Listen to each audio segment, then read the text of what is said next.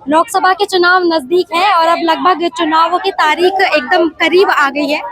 अब चुनावी हलचल जो है बहुत ज्यादा बढ़ गई है। अब देखना ये है कि इस चुनावों में इस बार देखिए एक तरफ एनडीए गठबंधन है और एक तरफ इंडी गठबंधन। अब देखते हैं कि इस बार बीजेपी तीसरी बार दोबारा से हैट्रिक मारती है या जो विपक्षी गठबंधन है वो इस बार बाजी मार लेता है। इस वक्त अमरोहा लोकसभा में मौजूद हूँ और ये गढ़मुक्तेश्वर ब्रज घाट है, गढ़मुक्तेश्वर विधानसभा ये लगती है।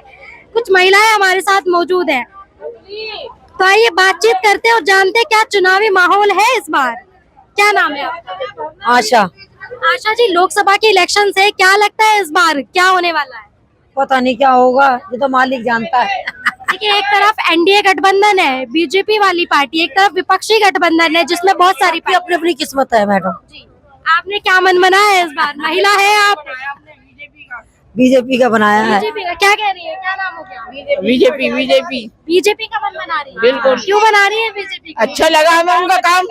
क्या कह रही है? मोदी ने काम अच्छा करा इसलिए बीजेपी का मन है। क्या योगी काम? ने मोदी ने क्या काम? पुल बनाए हैं, राशन दे रहा है फ्री, बिजली फ्री कर रखी है, हर चीज की सुविधा देते हैं। नहीं नहीं मोदी ने नहीं करी। हाँ। राशन तो दूसरी पार्टी भी कह रही है हम भी फ्री देंगे, तो मोदी जी पर विश्वास क्यों? नहीं हमें यो विश्वास है, हमें वही विश्वास है मोदी पे। मोदी जी पर? हाँ वो अब हो रहा है। पहले जो काम नहीं हुआ जो 50 सालों से नहीं हुआ रुका हुआ वो आज की डेट में पूरा हो रहा है। कांग्रेस के राज में 100 रुपए किलो प्याज बिकी थी। बिकी थी, है ध्यान? 150 रुपए किलो प्याज ली थी। ऐसा हुआ था? हुआ था, बिल्कुल हुआ था। सब देखिए आंटी फैक्ट बता रही है कि कांग्रेस के टाइम पे विपक्षियों का। आंटी एक सवाल है आपसे। बेटा हमें ना वो खाने के लिए देते ना वो, हम बेटा ऐसा अपनी कमाई से खाते अपने, मगर महंगाई बेइंतहा कर रखी है। देखिए एक सवाल है मेरा आपसे, आप कह रहे हैं कि महंगाई थी कांग्रेस के समय में भी, प्याज के दाम आप बता रही है 100-150 के पार, लेकिन अभी जो विपक्षी है कांग्रेस अब कह रहा है इस सरकार ने महंगाई बहुत कर दी है। वो तो अपने आप लाछन उसका उस पे लगाते, उसका उस पे लगाते बेटा, आपस में चलता रहता है। मगर हाँ, जो कभी कांग्रेस ने नहीं करा वो बीजेपी ने करा है। कार्य कराया, ऐसे ऐसे पुल बनाए हैं, सबको पता है, पब्लिक को नजरों से दिख रहा है सबका कि कौन काम कर रहा है, और उसी को बेटा देना चाहिए वोट। हमारे लिए सब एक है। दिल्ली से आप लोग हैं, केजरीवाल जी का कामकाज कैसा है? केजरीवाल ने तो मिटा दिया। इतनी सुविधाएं दी है महिलाओं को, बसों में सवारी जो करते हैं वो उसका किराया मुफ्त किया है, बिजली का बिल 200 यूनिट से ऊपर का फ्री दिया है। महिलाओं की बुद्धियां खराब है, जो 5 रुपए की टिकट के पीछे जो करती है, शराब के ऐसी जिंदगी हराम करी है। हर घर में औरतों की मट्टी खराब हुई है शराब के पीछे। क्या कह रही है आंटी? मैडम एक के साथ एक फ्री में, जो नहीं भी पीता था उसके घर में भी आज बिल्कुल बिल्कुल पुरुषों को शराब का लालच दे रहे हैं, बिल्कुल दिया था। इससे घर में कितनी समस्याएं आती हैं। बहुत ज्यादा होते नहीं होते। जो टका रुपया कमाता वो भी शराब पीता, दो के एक क्रेड के साथ एक क्रेड फ्री। केजरीवाल जी तो मोदी जी को हमेशा कहते हैं कि ये तो पढ़े लिखे भी नहीं है, अनपढ़ है, और मैं पढ़ा लिखा हूँ, मैं सरकार चलाना जानता हूँ। जब कैसी बढ़िया सरकार चलाई है। अब ये तो सरकार को कर्जदीन बना दिया इनने। हमने थोड़ी ना कही है, हम तो नहीं कहते, हम तो कहते जो बरतेंगे हम देंगे बिल। हम क्यों 5-5 रुपए के बिल के पीछे जाए? दुनिया को कर्जदीन बना के रख दिया। क्या कह रहे हैं? G20 आज से पहले अध्यक्षता की है। आज से पहले कभी सुना? अब देखने को मिल रहे हैं देश विदेश के नेता, प्रधानमंत्री। हाँ किसने लगाया? G20 की अध्यक्षता की है, किसने की है? मोदी ने। ये तो मोदी जी ने करी है, तो बिल्कुल खुश है हम तो। देखिए क्या कहेंगे मैडम आप? देखिए मैडम, अपोजिशन की सरकार तो होनी चाहिए। अगर एक ही सरकार रहेगी तो उसकी कमांड ज्यादा हो जाएगी, वो अपनी मनमानी करेगी। अपोजिशन पार्टी होना बहुत जरूरी है। कांग्रेस बिल्कुल खत्म हो गई थी, लेकिन अब आने वाले समय में कुछ ऐसा लग रहा है कि कांग्रेस में अब की बार कुछ सीटें बढ़ेंगी, क्योंकि बीजेपी अच्छा काम कर रही है, नो डाउट। लेकिन ऐसा भी नहीं है कि केजरीवाल जी ने भी दिल्ली में कुछ नहीं किया। उन्होंने भी बहुत सारे सुधार किए, जैसे हेल्थ से रिलेटेड जितनी प्रॉब्लम थी सॉल्व की, हेल्थ से रिलेटेड प्रॉब्लम सॉल्व की, स्कूल से रिलेटेड एजुकेशन को बहुत आगे ले गए। स्कूलों का बहुत बुरा हाल था, टीचर्स पढ़ाते नहीं थे। आजकल सभी स्कूलों में डायरी सिस्टम कर दिया गया कि जो आप पढ़ा रहे हैं वो आपको मेंशन करना होगा और बताना होगा। और स्कूलों का सर्वे होता है तो एजुकेशन लाइन को बहुत आगे लेके गए हैं। हेल्थ में जो हॉस्पिटल्स के अंदर मतलब देखा ही नहीं जाता था, अब आप जाके देखिए बहुत सारे हॉस्पिटल हैं जिनका बहुत अच्छा सुधार हुआ, जैसे कि हिंदूराव हॉस्पिटल पहले बहुत बुरा हाल था, लेकिन उन्होंने 10 साल में काफी सरकारी हॉस्पिटल में सारी दवाएं मिलती हैं, प्रॉपर डॉक्टर टाइम से बैठते हैं, मरीज को देखते हैं, सारे टेस्ट होते हैं। ये सब चीजें हैं। बिजली में भी कुछ मिली है लोगों को राहत। दूसरी बात ये है, बिजली में मोदी गवर्नमेंट भी आपको काफी ज्यादा बेनिफिट्स दे रही है।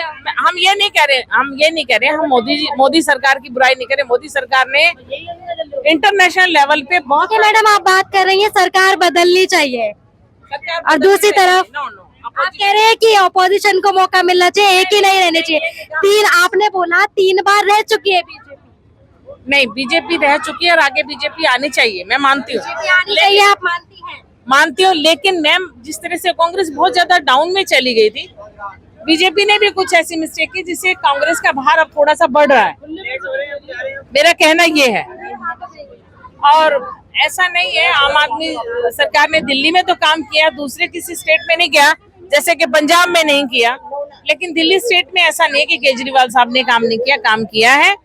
और केजरीवाल जी का एक रहता है आरोप हमेशा बीजेपी पर, ये जो ईडी से समन भेजे गए, सुप्रीम कोर्ट से भी उनको आया है समन जो उनको जांच के लिए, तो केजरीवाल जी का लगभग आरोप रहा है बीजेपी पर कि बीजेपी ने ईडी को खरीद रखा है, बीजेपी डरती है केजरीवाल जी से, इसीलिए उनको जेल में बुलाने की साजिश हो रही है।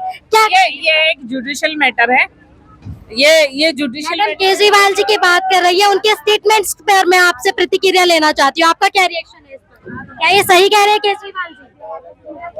देखिए, मैंने कहा ये एक जुडिशियल मैटर है, ये कानून तय करेगा कि क्या सही है और क्या गलत। दिल्ली से आप लोग हैं तो विपक्ष भी एनडीए गठबंधन में मिलकर तैयार है, तो ये कितना सक्षम है इस बार बीजेपी को टक्कर देने? मैडम इसका जवाब दे दीजिए, एक सवाल हो रहा है आपसे। देखिए, एक तरफ एनडीए गठबंधन है, एक तरफ इंडी गठबंधन है, तो आपको क्या लगता है बीजेपी को इस बार किस हद तक टक्कर दे पाएगा? मेरा जहाँ तक आइडिया है, मैं भी पॉलिटिकल बैकग्राउंड से जुड़ी हुई हूँ, अब की बार 70% लग रहा है कि बीजेपी आएगा और 30% 70% बीजेपी आएगा। तो अभी जो विपक्ष है उनको थोड़ा और मजबूत होने की जरूरत है। बिल्कुल जरूरत है सत्ता में आने के लिए। बिल्कुल। तो क्या लगता है विपक्ष में ऐसी क्या कमियां रही है कि वो आगे नहीं आ पा रहे, बराबर की टक्कर नहीं दे पा रहे, लोगों में विश्वास नहीं जता पा रहे? विश्वास जताने की बात है, जैसे जहाँ केजरीवाल जी थे दिल्ली के अंदर, वो उसमें काफी ध्यान दे पा रहे थे, लेकिन जैसे कि पंजाब में हुआ, भगवत मान जी आगे, वो इतने अच्छे लेवल पे वहाँ की स्टेट की जिम्मेदारियों को ज्यादा नहीं निभा पाए। तो आम आदमी पार्टी के कुछ नेता हैं जो कहीं ना कहीं अपने कार्यों को निभाने में असफल रहे, जिसके कारण थोड़ा अब की बार ग्राउंड में आने की पहुंच। क्या कहेंगी मैम, क्या लगता है लोकसभा चुनावों में क्या माहौल है इस बार? क्या लगता है इस बार मोदी जी आ रहे हैं, राहुल गांधी जी आ रहे हैं? राहुल गांधी आ रहे हैं। दो सवाल है मैं पूछ रही हूँ, आएंगे कि नहीं, क्या लगता है? आएंगे। राहुल गांधी फुल मेजोरिटी से नहीं आ सकते, वो हम भी समझ रहे हैं और आप लोग भी जानते हैं।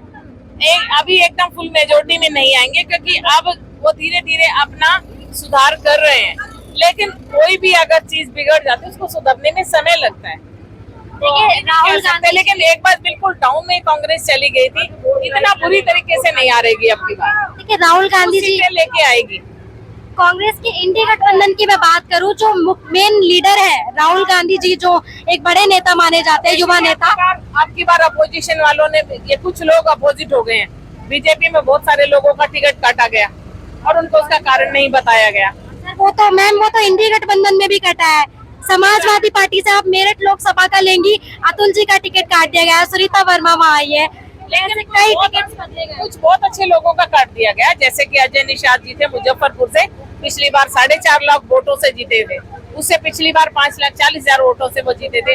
उनको कोई मुजफ्फरपुर से उनको कोई कारण नहीं बताया गया कि आपका टिकट क्यों काटा गया, और उनका टिकट काट दिया गया, तो उनको अब कांग्रेस ज्वाइन करना पड़ा। और वो 95 से उनकी पूरी फैमिली, पूरा बैकग्राउंड उनका देख लो, 95 से रेगुलर जीतते आ रहे हैं वो। मैडम, ये गौरव- फादर कैबिनेट मिनिस्टर रहे और वो इंडिपेंडेंट, उनके फादर हमेशा 5 लाख वोट से ज्यादा ही जीते और ये भी 2 बार बीजेपी से एमपी रहे, लेकिन उनका वोट काट दिया गया। उनका मैडम, कांग्रेस प्रवक्ता है गौरव वल्लभ, वो भी कांग्रेस से बीजेपी में ज्वाइन किए हैं अभी। विजेंद्र जी हैं जो हमारे स्पोर्ट्स में है, उन्होंने भी अभी बीजेपी ज्वाइन की। तो ये तो लगातार चलता आ रहा है, चुनावी माहौल है, पार्टी इधर से उधर नेता जा रहे हैं। अब मेरा आपसे एक सवाल है, ये जो है आपका इंडी गठबंधन है, इसमें राहुल गांधी जी जो एक बड़े युवा नेता माने जाते हैं, उनका इस तरह का बयान सामने आता है कि अगर इस बार बीजेपी जीतती है तो देश में आग लग जाएगी, ऐसी बातें वो करते हैं। नहीं, तो इस तरह से जनता में विश्वास दिखा पाएंगे वो?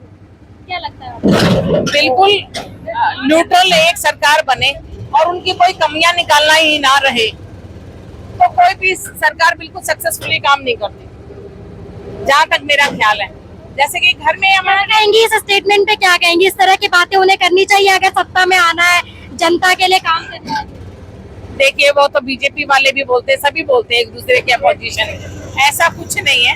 लेकिन जो मौजूदा सरकार है, आपकी अपनी फैमिली है, अगर एक ही बंदे को सारी मेजोरिटी दे दी जाए तो वो अपनी मनमानी करने लगा, उसके ऊपर भी कोई दूसरा होना चाहिए, विपक्ष होना चाहिए। लेकिन विपक्ष इतना डाउन में चला गया था तो किसी के गिनती में नहीं था। कांग्रेस बिल्कुल खत्म हो गया था। अब की बार नहीं ले रहा कि कांग्रेस बिल्कुल खत्म हो जाएगा, ऐसा कुछ नहीं है। तो ये आखिरी सवाल- कांग्रेस कुछ सीटें लेके आएगी अब की बार। ठीक है, आखिरी सवाल मैं आपसे ले रही हूँ। ठीक है, कांग्रेस आप कह रही है काफी सीटें लेकर आएंगे, लेकिन फिर भी किस हद तक इस बार जो है कौन सी पार्टी 70-30 का रेशो रहेगा। 70-30 का रेशो रहेगा? जी, ठीक है, बहुत बहुत धन्यवाद बात करने के लिए। तो ये थी महिलाएं, दिल्ली से सारी महिलाएं, इन्होंने अपने विचार इस वीडियो के माध्यम से साझा किए। आपकी इस पर क्या राय है, कमेंट सेक्शन में जरूर बताइए और तब तक के लिए देखते रहिए हिंदुस्तान 9।